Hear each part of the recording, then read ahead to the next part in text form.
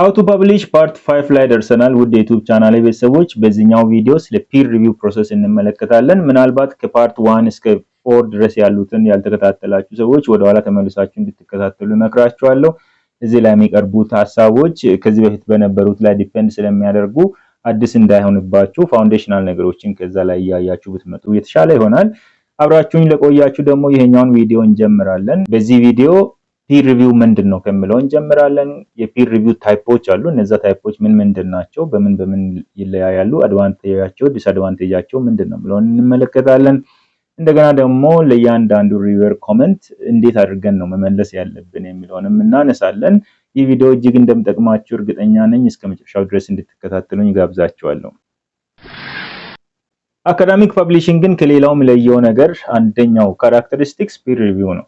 የአርቲክሉን ኳሊቲ፣ ቫሊዲቲ፣ ስትሬንግዝ የሚወስን ነገር ነው ማለት ነው። ፒር ሪቪው ኢቨን የአንድን ጆርናል ስትሬንግዝ የሚለካ ነገር ነው ማለት ይቻላል። በሪፒዩተብል እና በፕሪዴተሪ ጆርናሎች መካከል ያለውንም ከፍተኛ ልዩነት የሚፈጥረው ፒር ሪቪው ነው። ፒር ሪቪው በሚደረግበት ጊዜ ሪቪው የሚያደርጉት በዘርፉ ያሉ ኤክስፐርቶች ናቸው። ሪሌቫንት ፊልድ ላይ ልምድ ያላቸው ሰዎች ናቸው ሪቪው እንዲያደርጉ የሚጠየቁት። እነሱም ምን ያደርጋሉ? ወረቀቱን ይገመግማሉ፣ ኳሊቲውን ያያሉ፣ ከዛ በኋላ ፊድባክ ይሰጣሉ ማለት ነው።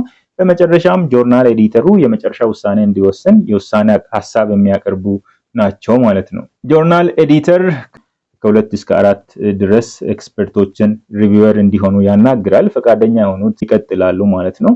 ቢያንስ 2 ሰው ለማግኘት ጥረት ያደርጋል። 3ም 4ም ሊገኝ ይችላል።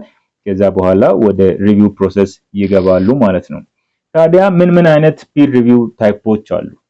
የመጀመሪያው ሲንግል ብላይንድ ፒር ሪቪው የሚባለው ነው።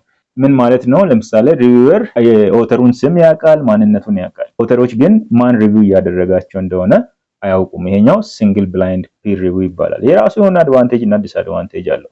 አድቫንቴጁ ምንድነው ከተባለ ሪቪወሮች ያለ ፍርሃት ያለ ስጋት ግምገማ ማድረግ እንዲችሉ ያደርጋቸዋል ማለት ነው። ዲስአድቫንቴጁ ምንድነው ከተባለ ግን ሪቪወሮች አንዳንድ ጊዜ ቢያዝድ ሊሆኑ ይችላሉ በኦተሮች ማንነት።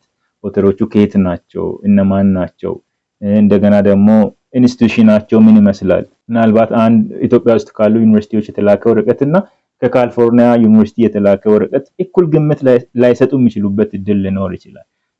እንደዛ አይነት ነገር ቢያዝድ እንዲሆኑ ያደርጋቸዋል።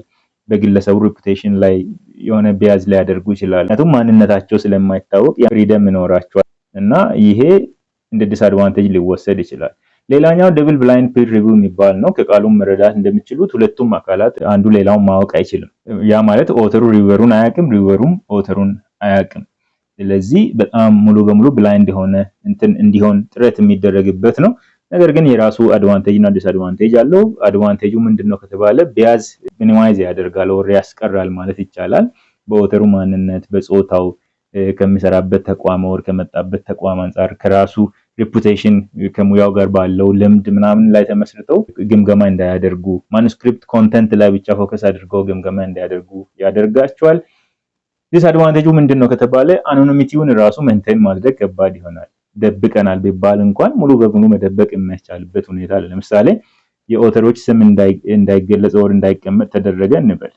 ወር ደግሞ ሌሎች የኦተሩን ማንነት የሚገልጹ ነገሮችን ለመደበቅ ብሞክር እንኳን ሌሎች ነገሮች ይኖራሉ ፍንጭ የሚሰጡ ማለት ነው። ለምሳሌ ኤሪያው እንዳይታወቅ አደረግን ብንል እንኳን ስቴዲ ኤሪያው ውስጥ መጻፉ የግድ ነው የሪሰርቹ አካል ስለሆነ ማለት ነውና ሙሉ በሙሉ ብላይንድ ለማድረግ አስቸጋሪ ይሆናል እና እንደዛ አይነት ነገሮች እንደ ዲስአድቫንቴጅ ሊቆጠሩ ይችላሉ። ሌላው ኦፕን ፒር ሪቪው የሚባለው ነው። ኦፕን ፒር ሪቪው ሲሆን ሪቪወሮች ኦተሮቻቸውን ያውቃሉ፣ ኦተሮች ደግሞ ሪቪወሮቻቸውን ያውቃሉ። በዚህ ኬዝ በግልጸኝነት ሁለቱም አካላት የግምገማ ፕሮሰሱን ማስከድ ይችላሉ። አንዳንድ ጊዜ የሪቪወሮች ሪፖርት ከማኑስክሪፕቱ ጋር ፐብሊሽ ሊደረግ ይችላል። ከነስማቸው ሁሉ ሊቀመጥ ይችላል ማለት ነው። ማን ምን ኮሜንት ሰጠ የሚለውን በግልጽ እንዲቀመጥ የሚደረግበት መንገድ ነው ማለት ነው። ትራንስፓረንሲን ከፍ ያደርጋል። ሰዎች ለአክሽናቸው አካውንተብል እንዲሆኑ ያደርጋል። ሪደሮች ደግሞ በግልጸኝነት ምን ኮሜንቶች ተሰጥተው እንደነበር እንዲያውቁ ይረዳቸዋል። ማን ኮሜንት ያደረገው ማን የገመገመው ወረቀት እንደሆነ መረጃው እንዲኖራቸው ይረዳል ማለት ነው። ዲስአድቫንቴጁ ምንድነው ከተባለ ግን ሪቪወሮች ማንነታቸው ስለሚታወቅ ምናልባት ሃርሽ ክሪቲሲዝም ለመስጠት ወር ከበድ ያለ ትችት ለመስጠት ሊቸገሩ ይችላሉ ወር ደግሞ ሊሰጉ ይችላሉ። እንደዚህ አይነት ነገሮች የግምገማ ሂደቱን ዲስካሬጅ ሊያደርግ የሚችልበት እድል አለ። ከፒር ሪቪው ጋር በተያያዘ ያሉ ቻሌንጆች ምንድን ናቸው የሚለውን ደግሞ እንመልከት። የመጀመሪያው ቻሌንጅ ቢያዝ ነው። ቅድምም ስናነሳ ነበር የኦተር ማንነት ላይ ተመስርቶ ኮመንት የመስጠት ነገር ሊኖር ይችላል። የኦተሩ ማንነት ከየት ነው መጣው፣ ጂኦግራፊካል ሪጅኑ ምን ይመስላል፣ ኢንስቲትዩሽኑ ምን ይመስላል፣ ዲሞግራፊክ ግሩፑ ምን ይመስላል የሚለውን ነገር ኮንሲደር ማድረግ ሊኖር ይችላል። ግን በሚገመግሙበት ጊዜ ይሄ እንደ አንድ ቻሌንጅ የሚታይ ነው። ሌላው ቢያዝ አጌንስት ሰርቴን ሜቶዶሎጂ፣ የላይኛው ቢያዝ አጌንስት ኦተር ነው፣ ታችኛው ደግሞ ቢያዝ አጌንስት ሰርቴን ሜቶዶሎጂ ነው። አንድ ሪቪወር ዝም ብሎ ኳሊቴቲቭ ሜተድ ሊመቸው ይችላል። ከዛ ኳንቲቴቲቭ ሜተድ ተጠቅሞ የተሰራ ሪሰርች ላይ ብዙም ደስተኛ ላይሆን ይችላል።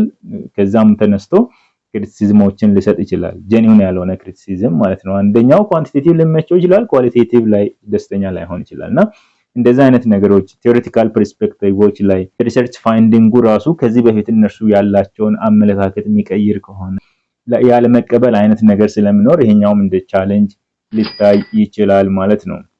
ሌላው ሳብጀክቲቪቲ ነው። በአንድ ጉዳይ ላይ ሁለት ሪቪወሮች የተለያየ ኮመንት ይሰጣሉ፣ የተለያየ እይታ ይኖራቸዋል። ይሄኛውን አስማምቶ አንድ ላይ እንትን አድርጎ ማስከድ በጣም አስቸጋሪ ሊሆን ይችላል። አንዱ ሪቪወር ማይነር ያለውን ሌላኛው ሜጀር እያለ ለማስተካከልም ምቹ አይሆንም። ይሄኛውም እንደ ቻሌንጅ ሊወሰድ ይችላል።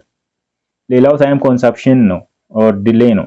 ብዙ ጊዜ እነዚህ ሪቪወሮች የሚከፈላቸው አይደሉም፣ በፈቃደኝነት የሚሰሩ አካላት ስለሆኑ ያን ያክል ተጭኖ ማስገደድ በጣም አስቸጋሪ ነው የሚሆነውና ሪቪው ፕሮሰስ በሚያደርጉበት ጊዜ ረዘም ያለ ጊዜ ሊወስዱ ይችላሉ። ይሄኛውም እንደ ቻሌንጅ ሊወሰድ ይችላል። መጀመሪያ ላይ ሪቪው ሲያደርጉ ከዛ በኋላ ኮመንት ሰጥተው ኮመንቱ ተስተካክሎ ሲመለስ ደግሞ እንደገና ያያሉ። በዚህ ጊዜ የሚወሰደው ጊዜ በጣም ረጅም ሊሆን ይችላል ማለት ነው። ሌላው ሪቪወሩ ራሱ ላይገኝ ይችላል። ምክንያቱም ቅድም እንዳነሳ ነው ተከፍሏቸው የሚሰሩ ስላልሆኑ በፈቃደኝነት የሚሰሩ ስለሆኑ በቀላሉ ማግኘት ከባድ ሊሆን ይችላል።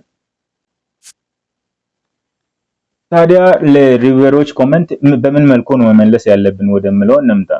ሪቪወሮች ኮመንት በሚሰጡበት ጊዜ ወይም ሪቫይዝ እንድናደርግ በሚጠይቁን ጊዜ ኮመንቶቹን ሲሪየስሊ መውሰድ ያስፈልጋል። ስንመልስም ፕሮፌሽናሊ ልንመልስ ይገባል። የተሰጡ ኮመንቶችን በምናይበት ጊዜ ሜን ኮንሰርኖች ምንድን ናቸው? ማለት ምን ላይ ነው ፎከስ ያደረገው ሪቪወሩ፣ ምን አይነት ሰጀሽኖችን ሰጥቷል የሚለውን መለየት። ሜጀር ሪቪዥን ብሎ ያስቀመጠው የትኛው ነው፣ ማይነር ሪቪዥን ብሎ ያስቀመጠው ነገር የትኛው ነው የሚለው ላይ ፎከስ ማድረግ ያስፈልጋል። ምክንያቱም ሜጀር ሪቪዥን ብሎ ካስቀመጠ እሱ የበለጠ ስራ የሚፈልግ ኤሪያ ስለሆነ ማለት ነው። ማይነር ከሆነ ደግሞ ስቲል እናስተካክላለን፣ ግን ለዛኛው ቅድሚያ ሰጥተን ማስተካከል ስለሚገባን ነው። ሌላው ፖይንት ባይ ፖይንት መመለስ መቻል አለብን። ዝም ብለን ዘለን የምናልፈው ነገር መኖር የለበትም። በኋላ ሳቲስፋይድ ካልሆነ በድጋሚ ሌላ ዙር ሊመለስብን ስለሆነ አሁን ላይ ፖይንት ባይ ፖይንት አድሬስ ማድረግ ይኖርብናል። ምናልባት የማንቀበለው ሀሳብ ካለ ሪቪወር ኮመንት ስለሰጠ ኦልዌይስ ትችት ነው ማለት አይደለም።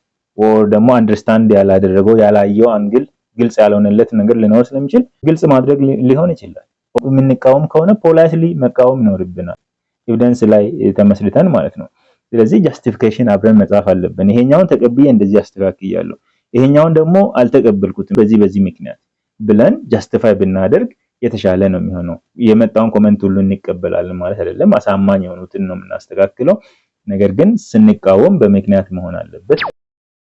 ምን አይነት ኮሜንቶች ናቸው የተደጋገሙት? ሶስት ሰዎች ሆነው ሪቪው አድርገው ከሆነ ያንዳንዳቸው ኮሜንት ሲሰጡ ምን ላይ ነው ፎከስ ያደረጉት? የተደጋገመው ፓርት የትኛው ነው? ምክንያቱም የተደጋገመው ፓርት ከፍተኛ ትኩረት የሚፈልግ ኤሪያ እንደሆነ አመላካች ስለሆነ ማለት ነው። ኮሜንት በምናስተካክልበት ጊዜ ትራክ ቼንጅ ብንጠቀም የተሻለ ይሆናል። ይህ ለሪቪወሮችም ጠቃሚ ይሆናል። በቀላሉ የተደረጉ ቼንጆችን ማየት እንዲችሉ ይረዳቸዋል ማለት ነው። ምን እንደተጨመረ ምን እንደተቀነሰ እዛው ላይ ስለሚያሳይ ነገር ግን በትራክ ቼንጅ መልክ እንዲመለስላችሁ ይፈልጋሉ ወይ የሚለውን ቼክ ማድረግ ያስፈልጋል። ማይፈልጉ ከሆነ በቴክስት ብቻ እንዲመለስ ሊፈልጉ ይችላሉ። ኦር ደግሞ ለብቻው ወርድ ላይ ጽፈን እንድንመልስላችሁ ሊጠይቁ ስለሚችሉ ያን መከተል ያስፈልጋል። ኮሜንቱን ካስተካከልን በኋላ በድጋሚ ሳብሚት ለማድረግ የሪሳብሚሽን ጋይድላይን መከተል ያስፈልጋል ማለት ነው። ባለፈው የሳብሚሽን ጋይድላይን ይኖራቸዋል ብለናል ለጆርናሎች። at the same time የሪሳብሚሽን ጋይድላይንም ሊኖራቸው ስለሚችል ያን ቼክ ማድረግ ጥሩ ነው። ኦሬዲ ኢንስትራክተር ጋይድላይን ላይ ያለውን አፕላይ ማድረግ ብቻ ነው የሚሆነው፣ ብዙ መተራራቂ ነገር ስለማይሆን ማለት ነው። ሌላው በምንመልስበት ጊዜ ኤዲተሮችን ማመስገን ገምጋሚዎቻችንም ማመስገን ይገባናል ጊዜ ወስደው የአርቲክላችንን ኳሊቲ ለመጨመር ስለሰሩ ማለት ነው።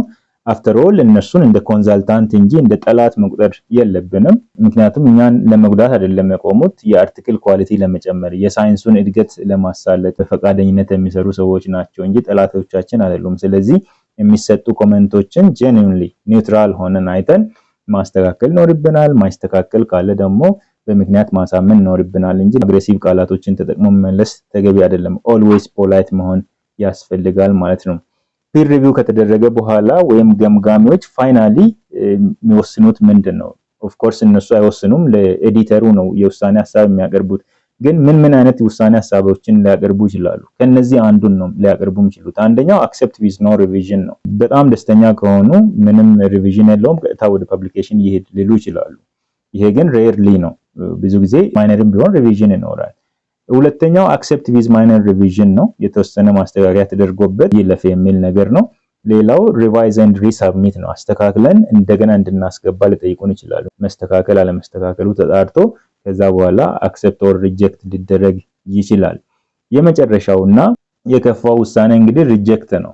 ሪጀክት ማለት ምንም ከዚህ በኋላ እንዳይቀጥል አስተካክለን ራሱን እንድናስገባ እድል የማይሰጥ አማራጭ ነው ማለት። ነገር ግን አክሰፕት ተደርጎ ካለፈ አርቲክላችን ወደ ፕሮዳክሽን ፌዝ ይገባል ማለት ነው። ይህ ፕሮዳክሽን ፌዝ የምንለው ነገር በቀጣይ ቪዲዮ የምንመለከተው ነገር ነው።